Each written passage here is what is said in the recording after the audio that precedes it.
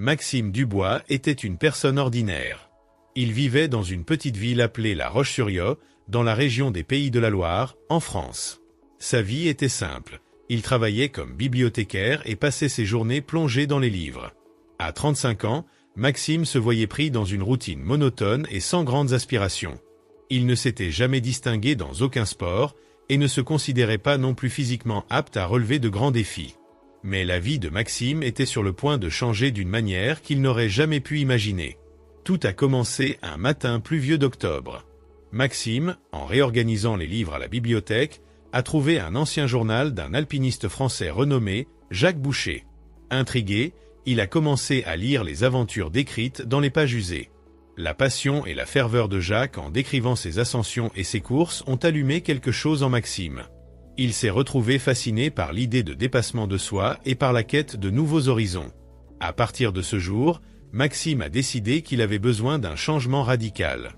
Il a commencé à courir tous les matins. Au début, il ne pouvait pas courir plus de quelques mètres sans être essoufflé. Mais, jour après jour, il a persévéré. Sa détermination a commencé à attirer l'attention des habitants locaux qui le voyaient comme un homme en quête de quelque chose de plus grand que lui-même. Maxime ne faisait pas que courir. Il fuyait son ancienne vie, ses limitations auto-imposées, sa propre complaisance. En quelques mois, sa résistance a considérablement amélioré. Il pouvait déjà courir 5 km sans s'arrêter. C'est alors qu'il a décidé de s'inscrire à son premier semi-marathon. Le semi-marathon de Nantes a été un défi ardu. Pendant la course, Maxime a ressenti des douleurs, de la fatigue et des doutes.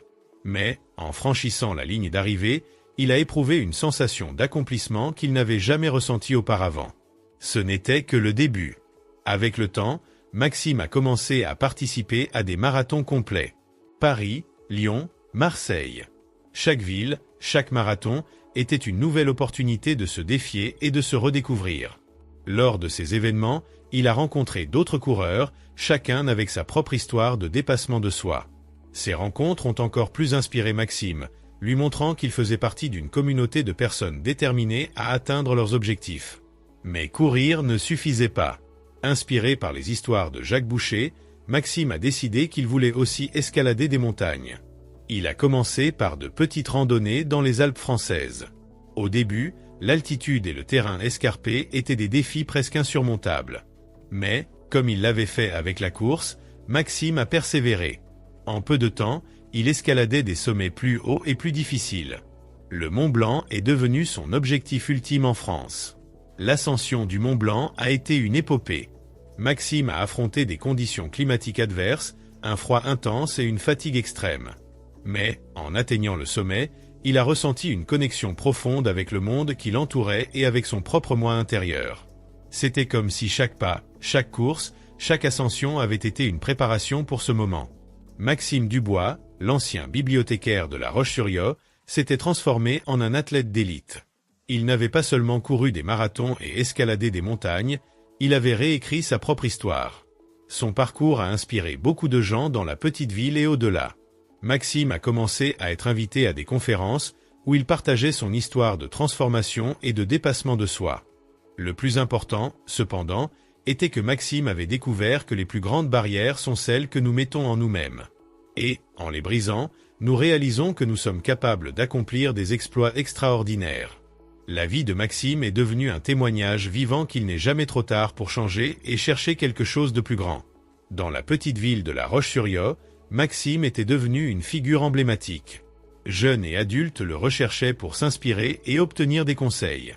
Il commença à organiser des courses communautaires et des randonnées, encourageant tout le monde à sortir de leur zone de confort. Son histoire façonnait une nouvelle génération d'athlètes et d'aventuriers. Ainsi, Maxime continua à courir, escalader et inspirer. Non plus comme une personne ordinaire, mais comme un symbole de persévérance et de courage. Il prouva que, indépendamment de nos débuts, nous avons tous le potentiel d'atteindre des hauteurs inimaginables. Lors de ses aventures, il commença à explorer d'autres montagnes à travers le monde. Les Andes, l'Himalaya et même le Kilimandjaro figuraient sur sa liste de conquêtes. Maxime réalisa que le voyage était aussi important que la destination. Chaque course, chaque ascension, était une opportunité de découvrir de nouvelles cultures, des personnes et de mieux se connaître. Il trouvait de la joie dans les petits moments. La brise fraîche du matin pendant une course, le silence profond d'une nuit en montagne, le sourire d'un étranger devenant un ami. En regardant en arrière, Maxime constata combien il avait changé. D'un bibliothécaire ordinaire, il était devenu une légende locale, un explorateur mondial et un symbole de détermination. Son histoire fut racontée dans des livres, des documentaires et inspira un nombre incalculable de personnes à suivre ses pas. Avec sa renommée grandissante, Maxime fut invité à des événements internationaux. Il participa à des marathons à New York, Berlin et Tokyo. Chaque nouvelle course était une scène où il montrait au monde que la véritable force réside dans la volonté de continuer, malgré les obstacles. L'Everest, le plus haut sommet du monde, devint le prochain grand défi de Maxime. Il savait que cette expédition exigerait non seulement une force physique, mais aussi mentale et émotionnelle. Il se prépara intensément pendant des mois, affrontant des conditions extrêmes et s'entraînant avec les meilleurs alpinistes. L'expédition à l'Everest fut un test de résistance et de courage. En affrontant des avalanches, des tempêtes de neige et la menace constante de l'épuisement, Maxime se retrouva au bord de ses capacités. Mais, en atteignant le sommet du monde, il ressentit une euphorie indescriptible. Il était au sommet de sa quête, tant physique que spirituelle. De retour en France, Maxime continua à inspirer. Il fonda une organisation pour les jeunes athlètes, offrant formation et soutien pour qu'ils puissent poursuivre leurs propres rêves sportifs. Il savait que sa mission était maintenant de redonner et de garantir que d'autres aient les mêmes opportunités de transformation qu'il avait eues. Lors d'un de ses voyages à Chamonix, Maxime rencontra Élise, une photographe de montagne partageant la même passion pour la nature et l'aventure. Les deux se connectèrent instantanément, partageant les histoires de leurs voyages et de leurs futurs rêves. Ensemble, ils commencèrent à planifier de nouvelles expéditions et projets, unissant leurs compétences et passions. L'amour fleurit au milieu des sentiers et des sommets, et Maxime découvrit une nouvelle dimension de bonheur aux côtés d'Élise. Maxime et Élise décidèrent d'escalader les 7 sommets, les montagnes les plus hautes de chaque continent. Cette nouvelle aventure n'était pas seulement un défi physique, mais une aventure commune qui solidifiait leur amour et leur partenariat. Chaque montagne apportait de nouveaux obstacles et histoires, de l'Asie à l'Antarctique, et leurs expériences furent documentées par Élise, donnant lieu à une série de documentaires acclamés.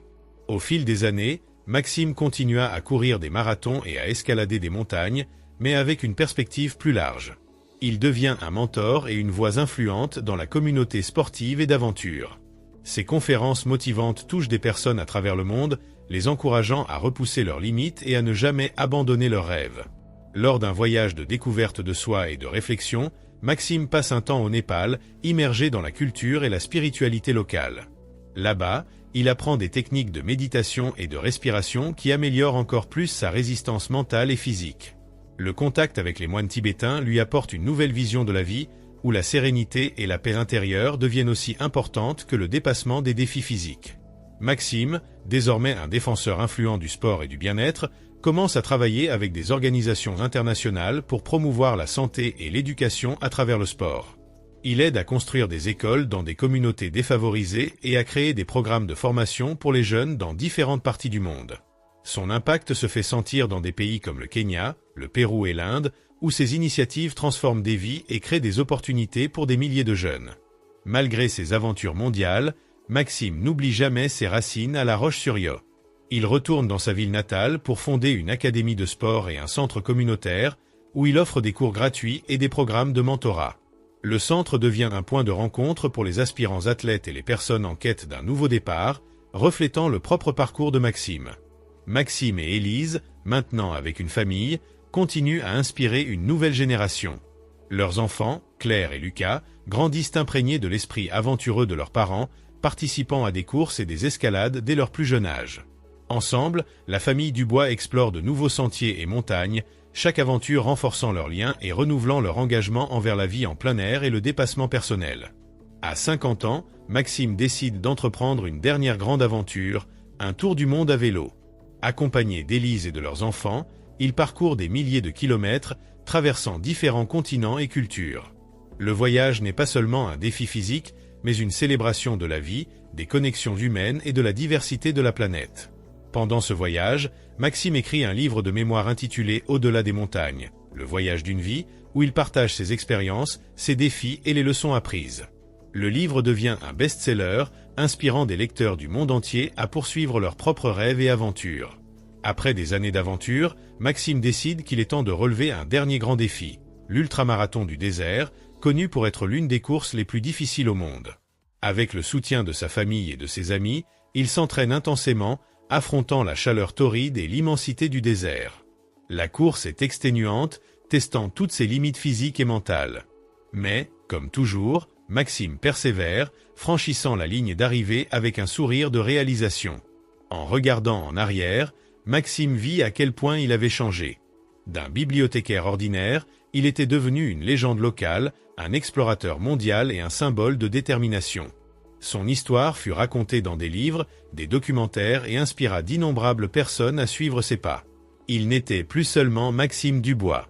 Il était la preuve vivante que n'importe qui, à n'importe quel âge, peut transformer sa vie grâce à la force de volonté, au travail acharné et à la passion.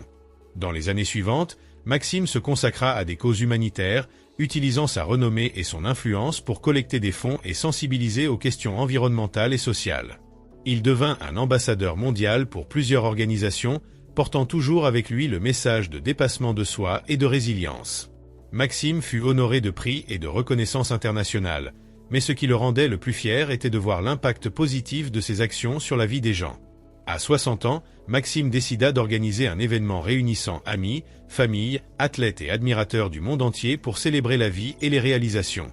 Appelé Festival du dépassement de soi, l'événement comprenait des courses, des escalades, des conférences motivantes et des activités communautaires. Ce fut un succès retentissant, avec des milliers de participants rassemblés pour honorer l'esprit de détermination incarné par Maxime. Pendant le festival, Maxime retrouva de vieux amis et collègues qui avaient suivi son parcours depuis le début. Parmi eux se trouvait Pierre, l'un des premiers coureurs que Maxime avait rencontré lors du semi-marathon de Nantes. Pierre, désormais un entraîneur d'athlétisme renommé, remercia Maxime de l'avoir inspiré et de lui avoir montré que tout est possible avec effort et dévouement. Maxime et Élise décidèrent de passer plus de temps à explorer la beauté du quotidien et à valoriser les moments simples. Ils achetèrent une petite maison de campagne en Provence, où ils cultivaient leur propre jardin et appréciaient la tranquillité de la nature. Ils devinrent également grands-parents, et Maxime adorait partager ses aventures avec ses petits-enfants, leur racontant des histoires de courage et de résilience. À 65 ans, Maxime décida qu'il avait encore de l'énergie pour une dernière grande aventure. Avec Élise, Claire et Lucas, il planifia une expédition au pôle Nord. Le voyage fut exigeant et nécessita des mois de préparation. En atteignant le pôle Nord, Maxime ressentit une profonde satisfaction. Il avait exploré le monde entier, mais sa plus grande découverte fut le pouvoir de la famille, de l'amour et de la persévérance. Maxime passa ses dernières années entouré par la nature qu'il aimait tant, vivant dans une maison au pied des montagnes des Alpes françaises. Là, il continua à courir et à escalader, toujours en quête de nouvelles aventures. Il savait que son voyage n'avait pas de fin, car tant qu'il y aurait un horizon à explorer, il y aurait toujours une nouvelle montagne à gravir.